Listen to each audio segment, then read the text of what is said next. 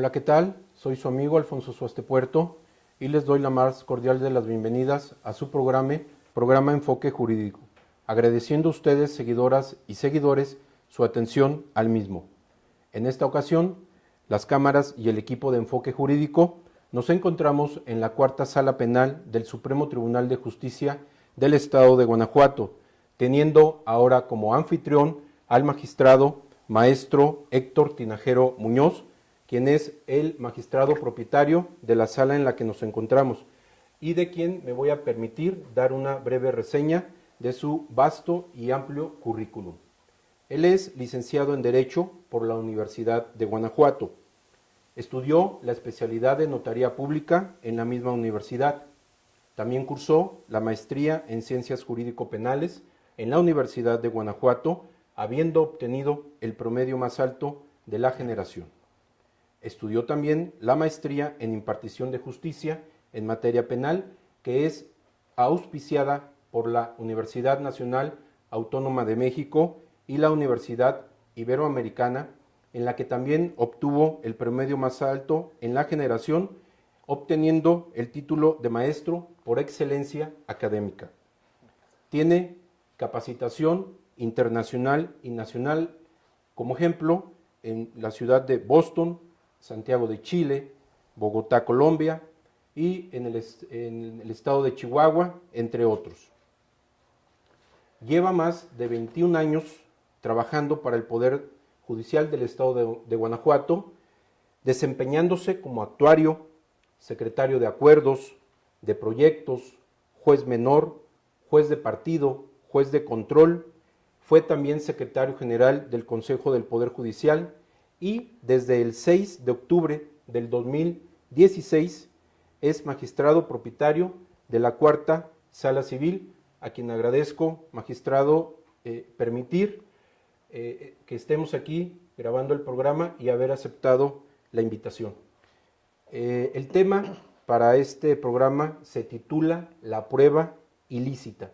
Y sin más preámbulo, maestro, me voy a permitir comenzar con las preguntas. Con todo gusto. Y de entrada, se habla mucho sobre si es correcto o no llamarle prueba ilícita. ¿Cuál sería, en su opinión, en su experiencia, su opinión en cuanto a la denominación de prueba ilícita? El parteaguas ya no lo marca la Constitución Político Federal a partir de la reforma de 18 de junio del 2008, que fuera publicada en el Diario Oficial de la Federación, cuando en el artículo 20 constitucional, específicamente en el apartado A, se establece en su fracción novena la preceptuación de que toda prueba obtenida con violación a derechos fundamentales será nula. Es decir, aquella prueba que haya sido obtenida violando el derecho fundamental de cualquier persona estará afectada de una nulidad. Y si bien es cierto, la Constitución no refiere qué clase de nulidad es esta, se sobreentiende que al tratarse de una violación de un derecho fundamental será una nulidad absoluta. Es decir, en este caso no existe ningún mecanismo de convalidación. El tema prueba ilícita, como bien lo mencionas en cuanto al debate de su denominación, es una denominación que implica el que la prueba por sí misma sea ilícita, lo que habría que aclarar porque no es una denominación del todo correcta. Lo que resulta ser ilícito es todo aquello que va en contra de una preceptuación o de una norma establecida. Y si una prueba se obtiene vulnerando un derecho fundamental y por lo tanto vulnerando una norma, la obtención de esa evidencia resultó ser producto de un procedimiento ilícito. Por lo tanto, la ilicitud deviene del procedimiento en el cual se obtuvo la prueba y la prueba por sí misma está tildada de nulidad al devenir de ese proceso. Por lo tanto, la prueba no es ilícita. Lo que resulta ser ilícito es la actuación que realiza la autoridad para la obtención de esa evidencia al haber violado un derecho fundamental en ese íter y siendo ilícito el proceso que se siguió para la obtención de la evidencia, la prueba, como lo marca la Constitución, es nula. Por lo tanto, efectivamente, la denominación podría ser un tanto imprecisa en el análisis a partir del artículo 20 constitucional en su apartado A, y tendremos que decir que se trataría de una prueba nula y por lo tanto indisponible como evidencia en juicio, en virtud de que en su obtención se vulneró un derecho fundamental. Correcto. ¿Cómo pudiera conceptualizarse o definirse propiamente lo que viene siendo la prueba ilícita? Bien, para esto habremos que precisar cuál es el motivo que el constituyente permanente tuvo para establecer en la Constitución la nulidad de toda prueba obtenida con violación a derechos fundamentales. Y no es otra situación que un desincentivo, un incentivo negativo. Esto es, si la norma permitiera que una prueba obtenida con violación a derechos fundamentales pudiese ser convalidada o pudiese ser utilizada en juicio, en virtud de que, aun siendo obtenida de manera ilícita, es una prueba que lleva al esclarecimiento de los hechos, pues podría esta convalidarse porque da luz al juez y a las partes, y aún lo ilícito de su origen nos permite considerar que fue útil para el esclarecimiento. Esto implicaría convalidar actuaciones con violaciones de derechos fundamentales en aras de la obtención de la verdad, lo que el constituyente, el legislador y las tesis, incluso iniciantes de garantías individuales y la conceptualización de los derechos humanos, de manera natural impiden. Y qué bueno. ¿Cómo lo sancionan? ¿Cómo sancionan a la autoridad que obtiene una prueba a través de la violación de derecho fundamental? Con la nulidad y por ende la indisponibilidad de esa prueba para ser usada en juicio. Es decir, es un incentivo negativo.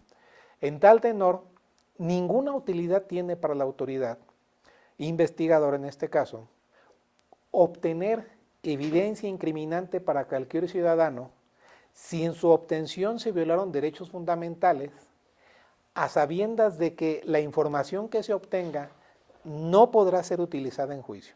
Por lo tanto, esta llamada prueba ilícita, como tal en cuanto a su estructura, trae aparejada la actualización de una sanción para la autoridad y al no ser utilizable en juicio, se desincentiva la obtención de información por medio de violaciones fundamentales y se garantiza así que toda la investigación, la judicialización de una causa solo podrá tener éxito si la evidencia que se obtiene es respetando los derechos fundamentales de todas las personas. Bien, ¿era aceptada la prueba ilícita por la doctrina, por la jurisprudencia anterior a la reforma que nos comenta, magistrado? El origen de la prueba ilícita como tal en cuanto a sus análisis deviene de la doctrina procesal italiana en su origen, sostenida por inicialmente Beccaria en su obra Los delitos y las penas, cuando ya hace varios siglos el marqués de Beccaria reacciona a la tortura, porque habrá que recordar que en Europa y en México, después de la conquista y bajo el dominio de la corona española, era permitida la tortura como un método de investigación para obtener la verdad. Sí. La verdad era el fin único del proceso y si habría que valerse de algún medio, incluyendo la tortura, para llegar a su fin, pues estaba validada porque el fin justificaba el medio, ya que el fin único del proceso era obtener la verdad. Sí. Y solamente al obtener la verdad podríamos llegar a una sentencia que consideramos justa y por lo tanto para llegar a una sentencia justa requiero la verdad como condición. Y si el llegar a la verdad implica la tortura, entonces era validada en el medievo. Beccaria comienza el movimiento que implica el rompimiento de la concepción de la obtención de la verdad como fin último del proceso, no obstante que tengamos que sacrificar, y analiza la postura de los entes investigadores, tanto en la etapa de venganza privada como con el nacimiento de las autoridades investigadoras, y pone en cuestión la tortura como medio para obtención de la verdad, como medio de investigación, propone el destierro de la tortura y propone el respeto a la persona humana, a la dignidad humana. Aún no hablábamos de derechos humanos en ese entonces, pero el concepto de dignidad humana queda establecido.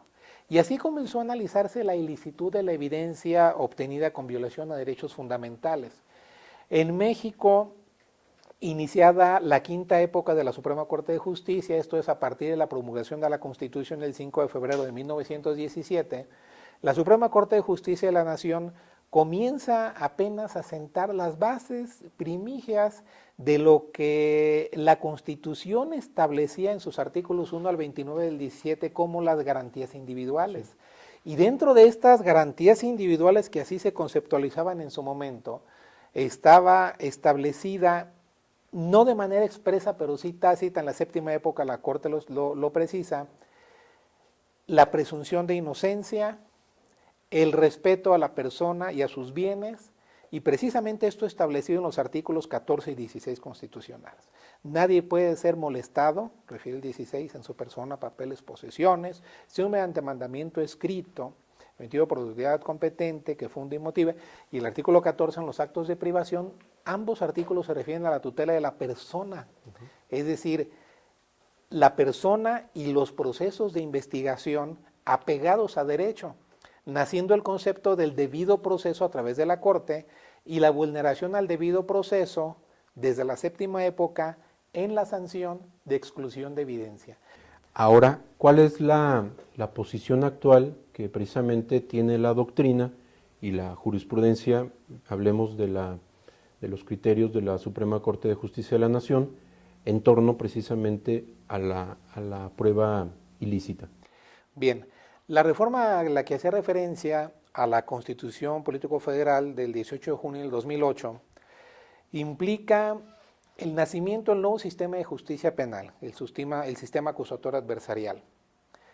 Sin embargo, el establecimiento del sistema regula las bases del debido proceso, la presunción de inocencia, la nulidad de la prueba obtenida con violaciones fundamentales, el reconocimiento de la víctima, que esto es importantísimo como una parte integrante del proceso, la reordenación de las etapas procesales y sobre todo el que todo el proceso debe ser acusatorio adversarial, significó un cambio paradigmático.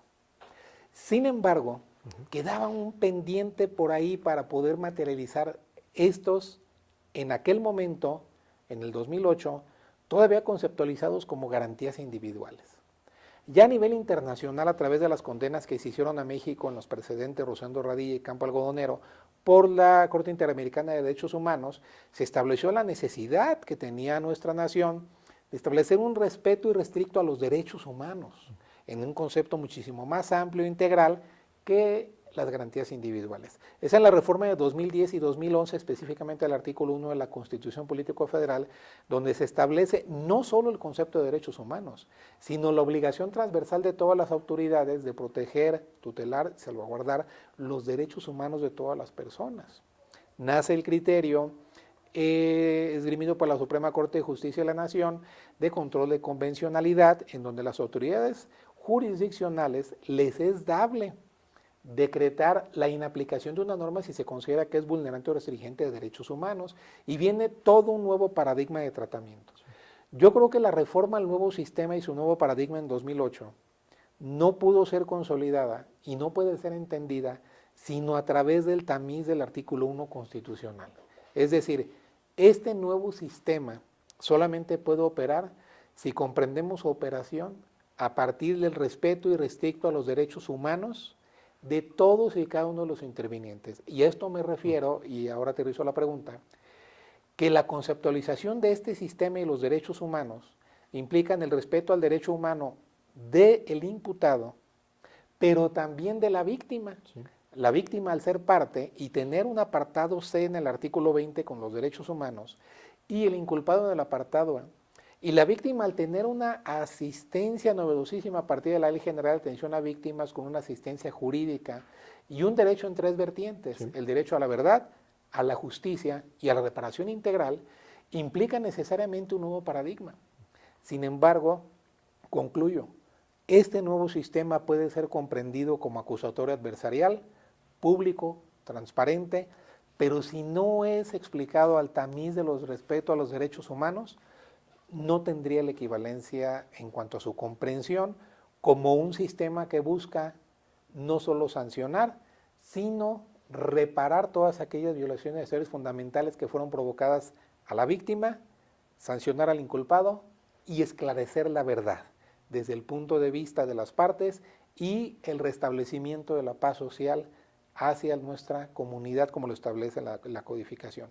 Creo yo que la última parte para poder lograr o cerrar esta pinza, Alfonso, sí, fue indudablemente la decisión de homologar en una sola norma, en un solo código, toda la aplicación del sistema acusatorio adversarial a través del Código Nacional de Procedimientos Penales. Hoy en día, a partir del 1 de junio, el 18 de junio de 2016, todo el país, que es el último momento en que entró en vigor el Código Nacional de Procedimientos Penales, en todo el país se aplica para el sistema acusatorio adversarial una única norma, el Código Nacional de Procedimientos Penales como eje rector de la aplicación del sistema. Y esto ha generado que la interpretación que hace la Corte, que hacen los colegiados, hoy en día los plenos de circuito, que hace las autoridades internacionales, se genera una aplicación homóloga porque es la misma norma que nos está regulando la operación de este sistema. Me preguntabas precisamente los criterios de la Corte. Es a partir de la reforma de los derechos humanos en que la Corte inicia, y lo debía hacer forzosamente, una 10ª época. Y es esta 10ª época, le llamo yo, la época de las grandes transformaciones en cuanto a la concepción del debido proceso, la presunción de inocencia, la transparencia. Hoy en día las audiencias son públicas y el proceso en cuanto a la evidencia debe ser mostrada de manera pública, contradictoria y oral. No es posible accesar a la transparencia si no lo hacemos en una sala de audiencias. Y no es posible que esa transparencia se materialice si no se permite el acceso a cualquier persona a una sala, verifique lo que se está resolviendo y se entere de qué es lo que está haciendo la autoridad. Correcto. ¿Y cuál es ahora el panorama o el papel?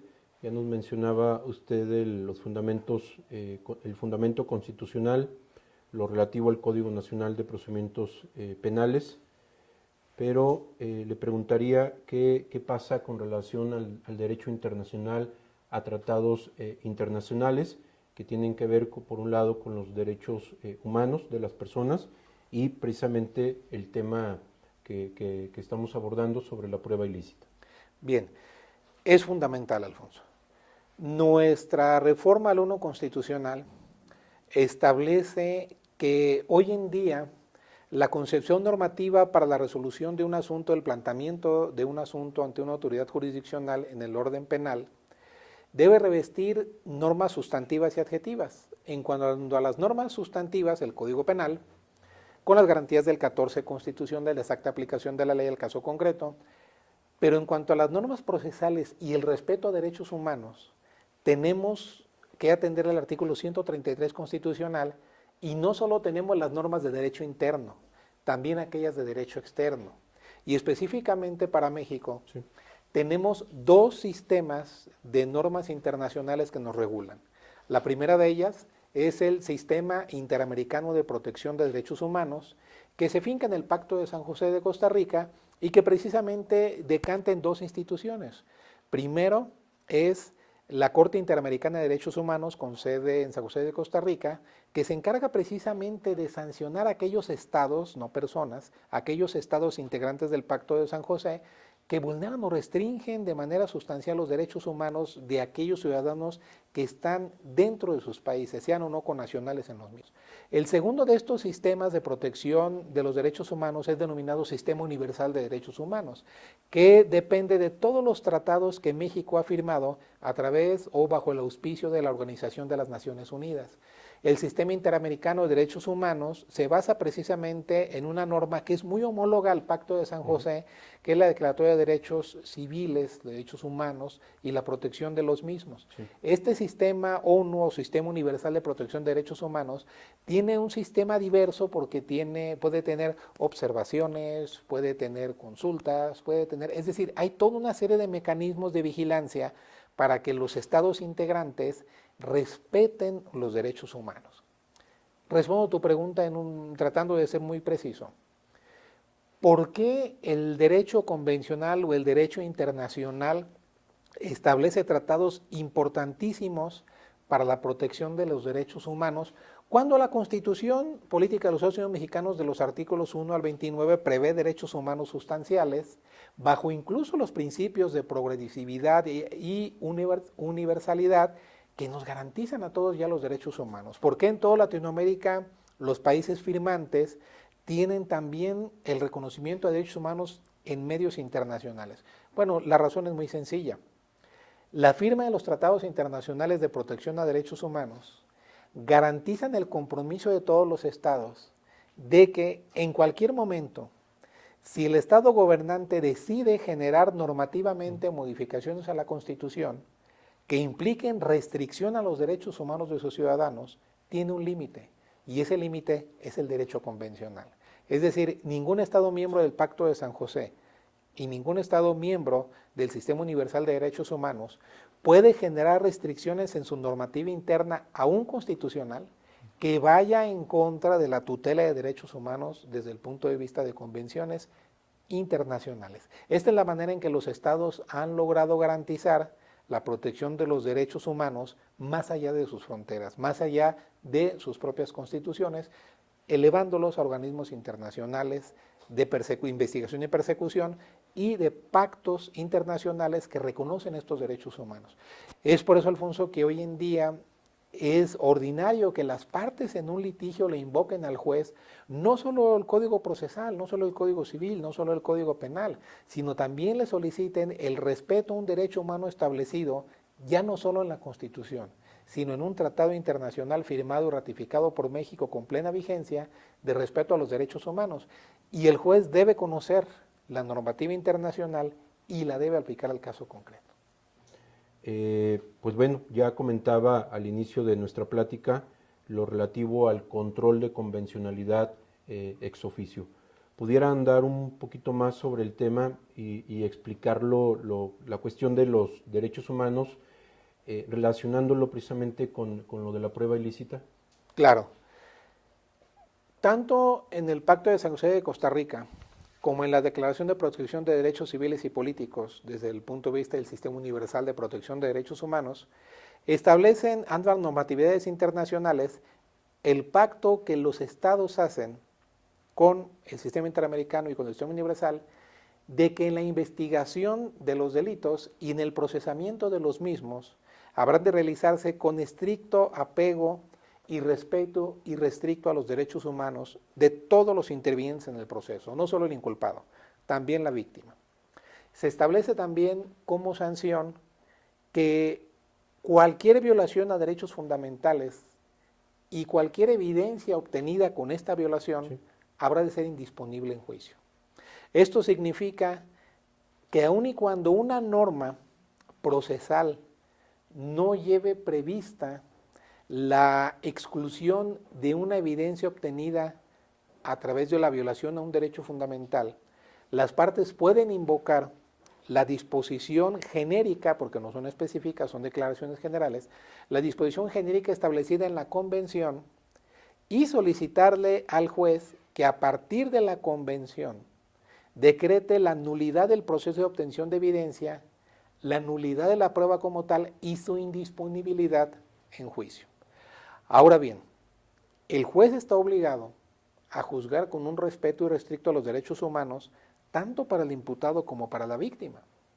Y hay ocasiones que por ignorancia, por falta de habilidad, las partes no invoquen una disposición internacional que tiene una tutela prevista de mayor amplitud que la que tuviera la norma procesal que el juzgador está aplicando, pero que el juez capte la violación a ese derecho fundamental establecido en alguna de estas convenciones o otros sistemas de protección universal o regional de los derechos humanos, y el juez vea que esta evidencia fue obtenida como una violación a un derecho fundamental y por lo tanto sea materia de exclusión, el juzgador ex oficio, es decir, sin necesidad de que las partes se lo soliciten, tiene las atribuciones de que en tutela a los derechos humanos de los intervinientes al proceso, haga el análisis,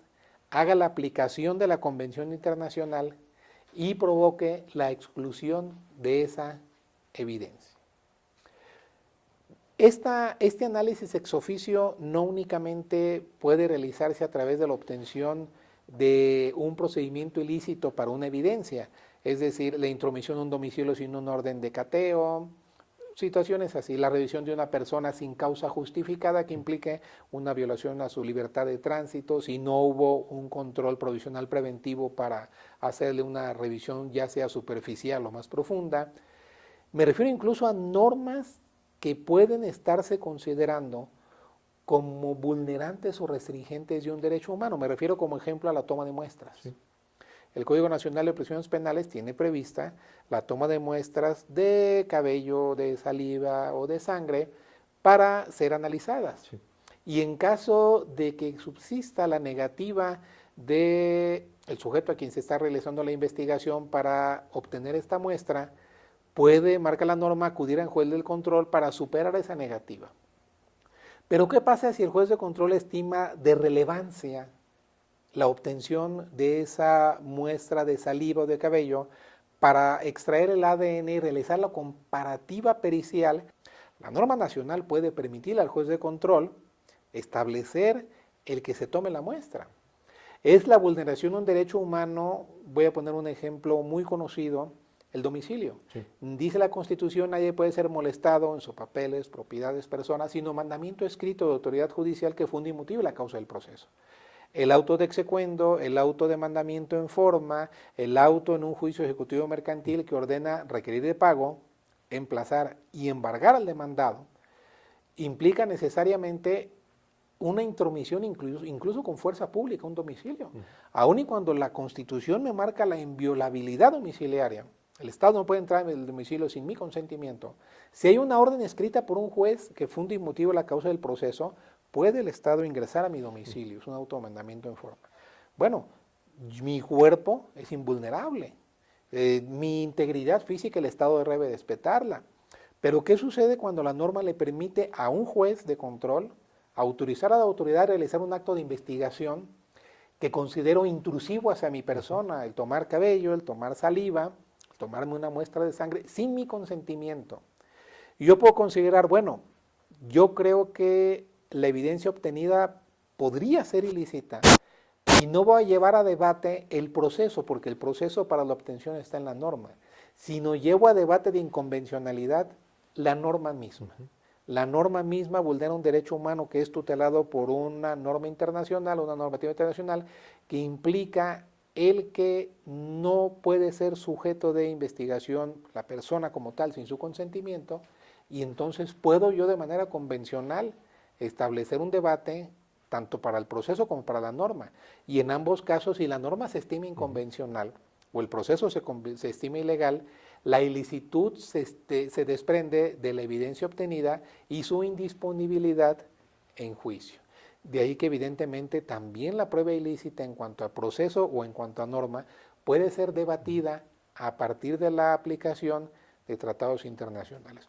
Una de las influencias de los tratados internacionales es esta, pero otra más, Alfonso, es la influencia de la jurisprudencia, en este caso norteamericana, sí, que llega a impactar también a México en cuanto al desarrollo doctrinario, para responder a la pregunta en relación a la doctrina, en relación a una tesis que la jurisprudencia norteamericana llama la tesis o la teoría de los frutos del árbol envenenado. Sí. Y cuando la jurisprudencia norteamericana detecta esa ilicitud, ese proceso ilícito en la obtención de evidencia, como tanto la declaratoria de ilicitud del proceso al no estar ajustada a la norma y como consecuencia la nulidad de la evidencia y su indisponibilidad en juicio, también considera que no solo puede excluirse esa evidencia, sino toda la que se desprenda de ella. De ahí el fruto, si el árbol está envenenado, el fruto que produzca también.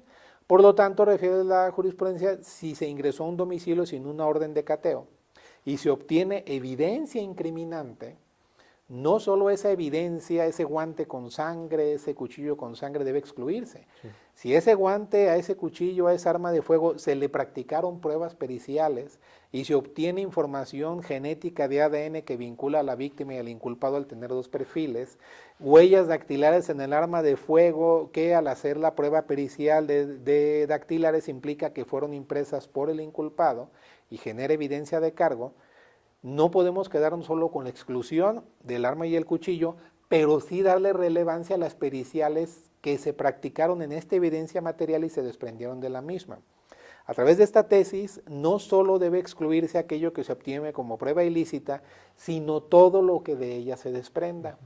Esta influencia de la jurisprudencia norteamericana que viene en la doctrina del sistema anglosajón influye a México, y hoy en día la jurisprudencia de la Corte y la doctrina en Latinoamérica y en México lo asume, y hay también aquí en México la exclusión de evidencia por conexión de antijuridicidad cuando la evidencia que se obtiene deviene de un procedimiento ilícito y se declara nula, la que de ella se desprende también sufre de una indisponibilidad en juicio y debe ser excluida. Es decir, hay una cadena de antijuridicidad que implica la exclusión de la evidencia original y toda aquella que de ella se desprenda. Gracias. Ahorita que toca lo relativo a la exclusión, doctrinalmente, en la doctrina existe lo que se ha llamado regla de exclusión de la prueba ilícita. ¿Pudiera explicar esta parte, magistrado? Sí, por supuesto. ¿Qué es lo importante de aplicar las reglas de exclusión de prueba ilícita? La relevancia es el momento procesal. ¿Qué nos sucedía cuando no teníamos un momento procesal para debatir la prueba ilícita? Contamina el órgano jurisdiccional. ¿Qué sucede?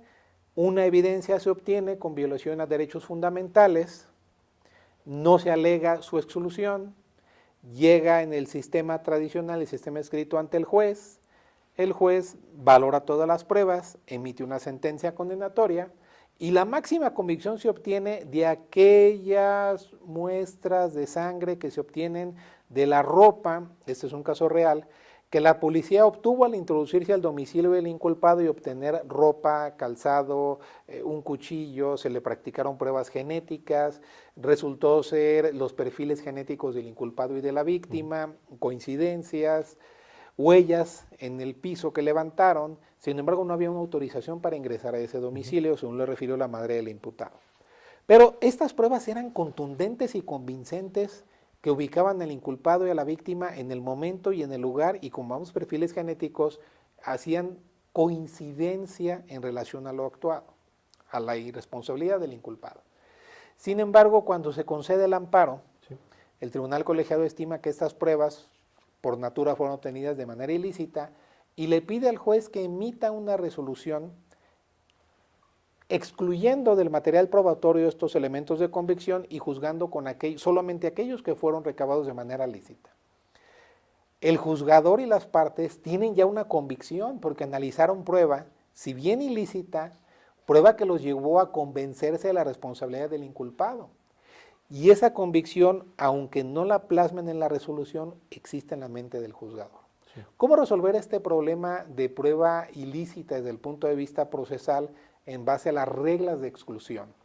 Bueno, en el nuevo sistema de justicia penal tiene 3 etapas fundamentales. La etapa de investigación, que se divide en investigación preliminar e investigación complementaria, inicial o complementaria. La etapa intermedia, que básicamente sirve para el ofrecimiento, admisión o exclusión de pruebas, y la etapa de juicio oral, que implica precisamente el desahogo de la prueba y la resolución final del asunto. En este punto hay una regla sustancial que establece la Constitución. Los jueces que conocen de la etapa inicial y la etapa intermedia no pueden conocer de la etapa de juicio oral. El juez que conoce la etapa de juicio oral debe ser diferente a aquellos que conoció de la etapa inicial e intermedia y no debe haber intervenido para nada en el asunto en ninguna de sus audiencias ni trámites. Sí. Esto garantiza que el tribunal de juicio oral que va a conocer el desahogo de prueba no tiene un preposicionamiento en relación al asunto, una predisposición ni un conocimiento. Sí. Y es esa etapa intermedia en donde se aplican las reglas de exclusión de prueba por ilicitud, en donde el juez de control al recibir la oferta de prueba de la Fiscalía y de la Defensa, al debatir entre ambos la admisión, pertinencia y utilidad para la admisión de las pruebas, y al excluir la evidencia que considere ilícita por haber sido obtenida con violaciones fundamentales, es lo que depura los hechos y únicamente le envía al Tribunal de Enjuiciamiento la lista de pruebas que fueron admitidas por ser lícitas y que habrán de desahogarse. Y el debate de ilicitud aplicando las reglas de exclusión de prueba quedan en la intermedia, con lo que el Tribunal de Juicio Oral no queda contaminado por el contenido de la prueba ilícita, que aunque es excluyente, no influye en la mente del tribunal. Ahora, en esta etapa intermedia, las reglas de exclusión de prueba son fundamentales porque al ser preconocidas por las partes, pueden alegar en esa misma etapa de manera pública, contradictoria y oral, cuáles pruebas no resultan ser pertinentes ni útiles para llevarlas a juicio oral y cuáles sí resultan ser útiles y pertinentes. Sí. Y por supuesto que en ese momento es en el que se alega la ilicitud de una prueba, es decir, que durante el proceso de investigación y obtención de esta evidencia se obtuvo un medio de prueba y ese medio de prueba se obtuvo con violación de un derecho fundamental y por lo tanto habrá de declararse ilícita y no utilizable e indisponible en juicio oral. Aplicando las reglas de exclusión de prueba que son claras en el Código Nacional, nos permite depurar en la etapa intermedia y solo llevar a juicio aquellas pruebas que fueron obtenidas de manera lícita. Sí. Quiero comentarte, Alfonso, que el sistema está preparado también para que si alguna de las partes, sea la víctima, el Ministerio Público o el asesor jurídico de la víctima, se inconforman porque el juez estimó que alguna de las pruebas obtenidas por la autoridad investigadora resultó ser vulnerante o restringente derechos humanos y la excluyó de ser usada en juicio, esa resolución de exclusión de prueba es apelable. Y el proceso se suspende para que no se inicie la etapa de juicio oral hasta en tanto esta apelación no sea resuelta. Y por cierto, el tiempo para resolver esta apelación una vez que llega al tribunal de alzada lo es de 8 días. Así es que es muy rápida la resolución de la impugnación y hasta en tanto no resuelve el magistrado, el proceso se paraliza 8 días, porque si el magistrado dice no es ilícita, habrá de admitirse, se admite va a juicio. O bien se confirma porque resulta ser ilícita, se mantiene su exclusión y solo aquellas que fueron legalmente admitidas se mandan para que sean desahogadas en juicio oral. Magistrado, ¿qué es lo que tendría que hacer una parte del proceso penal cuando advierte que su contraparte ofrece o se da cuenta de la ilicitud de una prueba, precisamente pues para advertirle al juez de esa situación, o cómo el juez advierte que se trata de una prueba ilícita?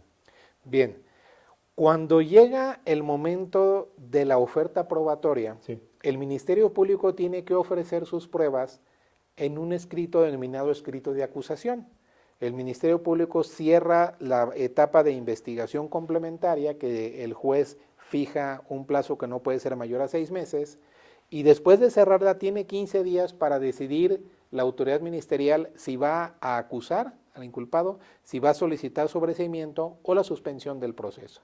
En caso de que decida acusar, sí, no solo la acusación implicará los hechos que le atribuye al inculpado, su clasificación jurídica preliminar, sino también las pruebas con las que pretende probar esos hechos. Hoy en día el proceso acusatorio se endereza, a diferencia del tradicional, y primero son los hechos y luego ofrezco las pruebas, y el juez puede analizar la pertinencia y utilidad de las pruebas porque el Ministerio Público debe referir qué hecho pretende probar con la prueba que está ofertando. La carpeta de investigación es el documento en donde se registra por parte de la autoridad investigadora, en nuestro caso el agente del Ministerio Público, la Procuraduría, por mandato al 21 constitucional, todos los actos de investigación. Y si la defensa considera que dentro de la obtención de esa prueba se violaron derechos fundamentales que trascienden a la defensa del inculpado, es al momento de desahogar la vista, cuando con ese escrito de acusación donde se le atribuyen los hechos, la clasificación jurídica y la lista de pruebas con la que se da vista a la defensa, Es en el desahogo de esa vista cuando la defensa puede solicitarle al juez de control que en la audiencia intermedia a la que está convocando excluya una de esas evidencias por haberse obtenido con ilicitud, o bien hacerlo en la propia audiencia de manera oral, cuando el juez de control pregunta a la defensa qué tiene que manifestar en relación a las pruebas que ofertó la fiscalía. Y es en ese momento cuando la defensa puede alegar y argumentar de manera fundada y motivada el por qué esta prueba debe ser excluida y no debe ser llevada a juicio en virtud de que en su obtención se violaron derechos humanos. Y la defensa deberá tener toda la atribución de hacerlo y todo el conocimiento, porque la defensa tiene la carpeta de investigación y acceso a toda la evidencia cuando llegamos a la etapa intermedia. Hay un momento previo que debe cumplirse por el fiscal, que es el descubrimiento. ¿Qué significa el descubrimiento?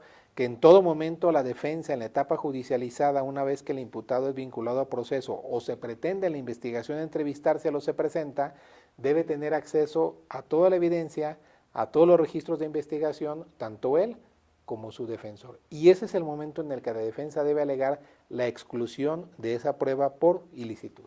Correcto. ¿Hay excepciones, magistrado, a la regla de exclusión de la prueba ilícita? Fíjate, Alfonso, que esa es una pregunta muy interesante, porque cuando la jurisprudencia norteamericana en los años 30 sostiene la exclusión de la evidencia obtenida con violación a derechos humanos para desincentivar a las autoridades investigadoras de obtener evidencia incriminante, pero en su obtención violaron derechos humanos, para que no tuviera utilidad, no tuviera sentido. Si obtengo esta evidencia incriminante pero es indisponible en juicio, de nada me va a servir esta evidencia. Necesito obtener la evidencia respetando los derechos humanos de todas las personas. Sin embargo, en los precedentes de la jurisprudencia norteamericana comienzan a observarse algunas excepciones a las reglas de exclusión de prueba cuando esta es obtenida con violación a derechos fundamentales.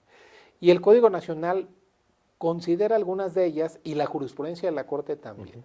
Me refiero a una de las más importantes, que es la fuente independiente.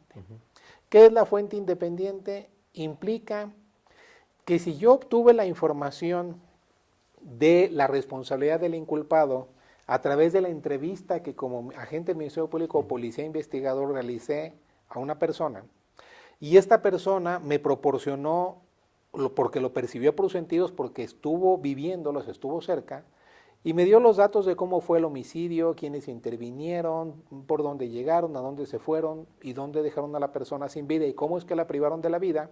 Tengo información valiosa como policía. Sin embargo, cuando esa entrevista es analizada por la defensa estima que es indisponible en juicio y solicita su exclusión porque la persona de quien se obtuvo la información resultaba ser un adolescente.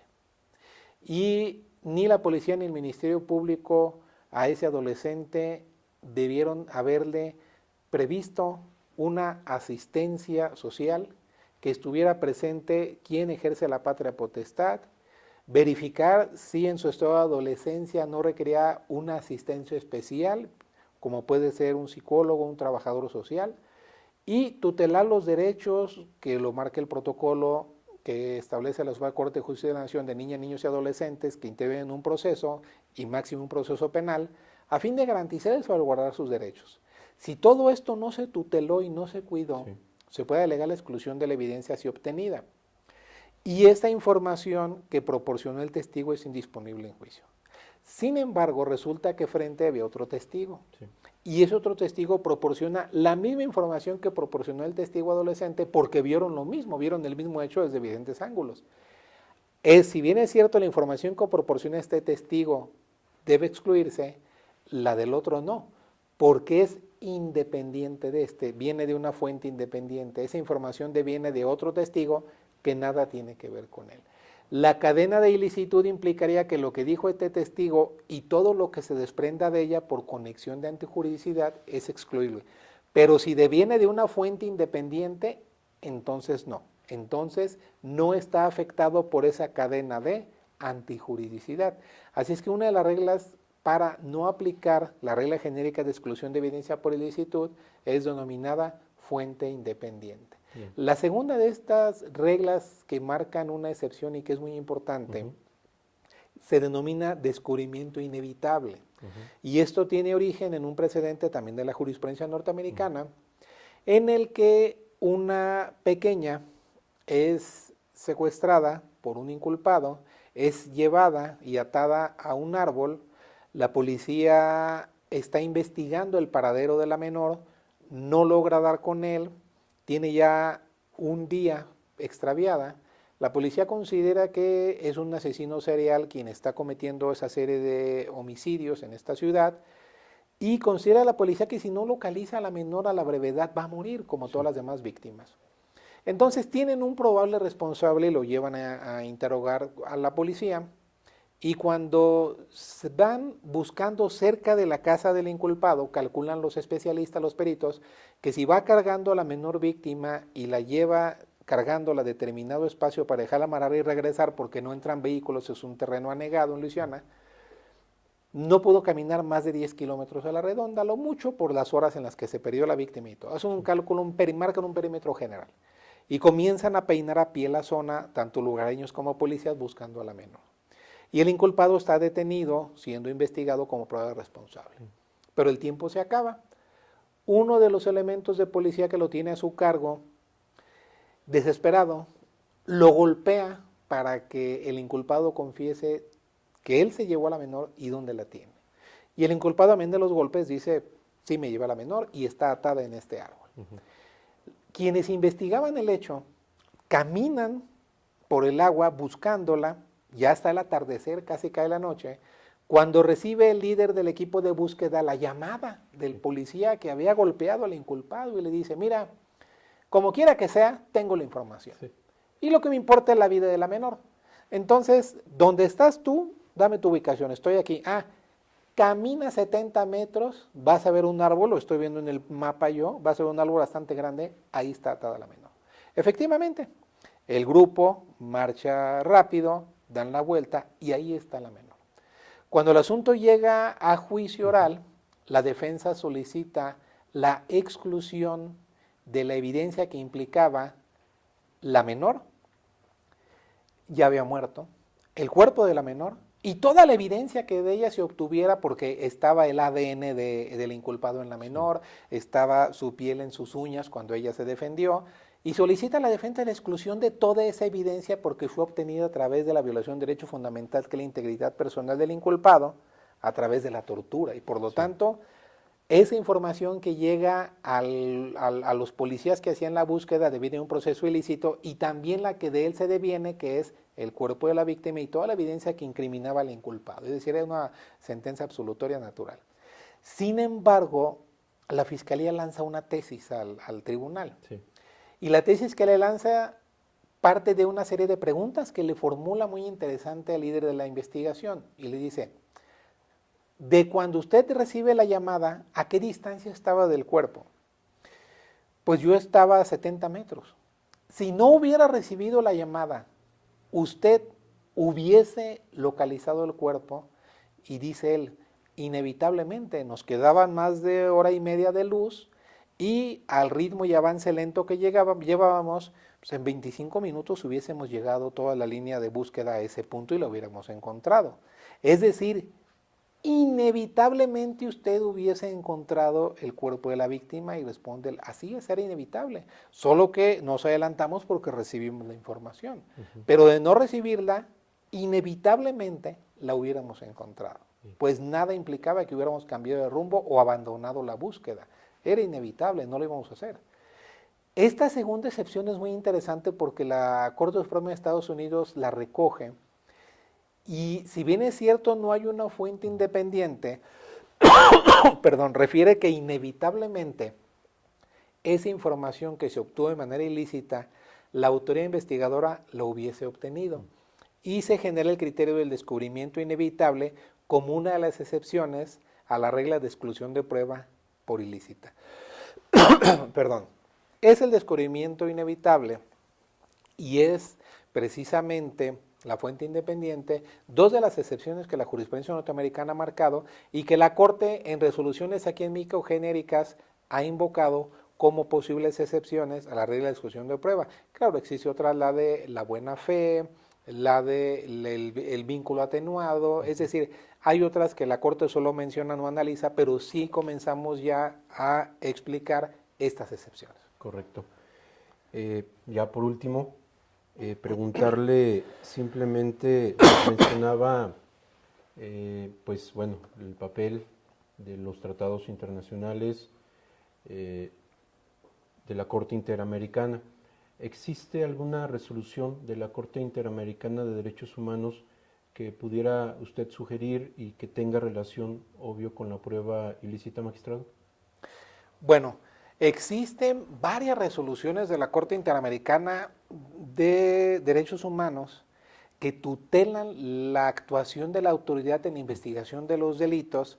En el presente Barreto, Ecuador, se precisa de manera fundamental que la obtención de evidencia incriminatoria hacia cualquier persona deberá excluirse si en la investigación del delito no se observó la defensa adecuada, es decir, no se dio al inculpado el acceso a un defensor, no se le dio al defensor el acceso a la evidencia material y registral en la carpeta de investigación, no se permite la entrevista previa del inculpado con el defensor en privado y no se garantiza que el inculpado en todo momento esté asistido por su defensor. Este precedente de la Interamericana aplica sobre todo para aquellas personas que por una u otra razón las autoridades investigadoras tienen la sospecha de que esta persona haya intervenido en algún hecho delictivo, pero no tienen un dato de prueba contundente. Pero aún así no les dan el carácter de inculpado y realizan con él actos de investigación.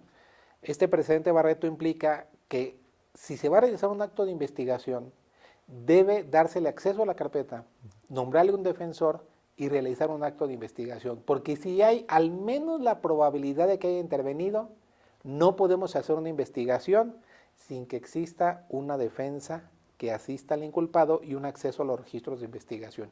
Yo creería que este es uno de los precedentes más importantes de respeto al debido proceso, sí, de exclusión de evidencia obtenida sin la asistencia de un defensor en tutela a los derechos fundamentales de un inculpado. Otro de ellos es el precedente de Campo Algodonero, que fue materia de condena para México, sí, y que este se relaciona ahora a las víctimas. Encontraron algunas chicas, muy desafortunadamente, sus restos en un campo algodonero en Chihuahua, y considera la Interamericana que el Estado mexicano falló en la investigación de estos delitos, pero sobre todo falló en los derechos sustanciales de las víctimas, que es la verdad, la justicia y la reparación integral. Y la Interamericana condena a México, y entre muchos de los puntos que contiene esta condena, implica el que el Estado mexicano tiene una de sus obligaciones, y esto es, la víctima tiene derecho a la verdad, a la justicia y a la reparación integral. Y la verdad como pilar de todo. La víctima tiene derecho a saber qué ocurrió, qué es lo que pasó. En este caso de homicidios, víctimas indirectas, que son los familiares precisamente de las víctimas directas, de quienes desafortunadamente perdieron la vida. Y este precedente a favor de las víctimas genera al Estado mexicano no solo la obligación de judicializar una carpeta y llevar al responsable ante la autoridad, sino de que de cara a la víctima le explique específicamente qué fue lo que ocurrió y qué es o cuál es la verdad que se obtiene a través de la investigación.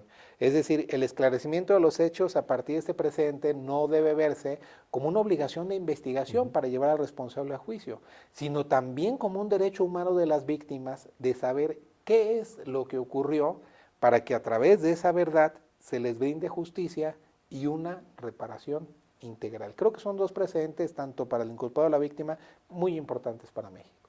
Magistrado, pues no me resta más que agradecerle. Yo agradezco mucho la invitación de tu programa Enfoque Jurídico, a todos aquellos que tienen que ver con la realización de este programa, muchas gracias. Agradezco mucho la atención de tu amable auditorio, y aquí en la Cuarta Sala Penal del Tribunal de Justicia estoy a sus órdenes, enteramente a sus órdenes para cualquier situación. Gracias, Al magistrado. contrario, muchas gracias. A ustedes, seguidoras y seguidores, les agradezco igualmente su atención y nos vemos hasta la próxima emisión de su programa Enfoque Jurídico. Gracias.